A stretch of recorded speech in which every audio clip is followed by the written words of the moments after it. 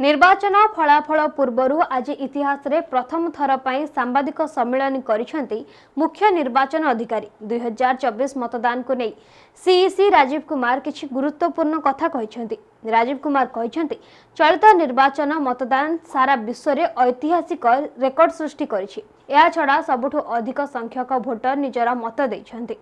विशेषकर जम्मू काश्मीर भली संवेदनशील अंचल रे चलित वर्ष सर्वाधिक भोटर मतदान करिसेंती। यह सह पूर्व निर्वाचन अपेक्षा चलित वर्ष निर्वाचन रे सर्वाधिक महिला भोटर निजर मत साब्यस्त करिसेंती।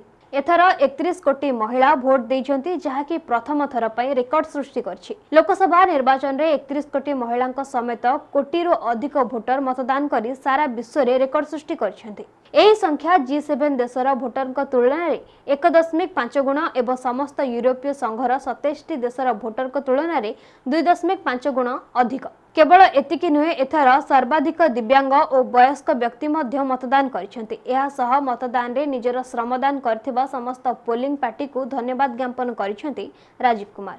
Bureau report Niladri media. एभली खबर पई हम चैनल को लाइक शेयर सब्सक्राइब करंतु। रहउछो नमस्कार।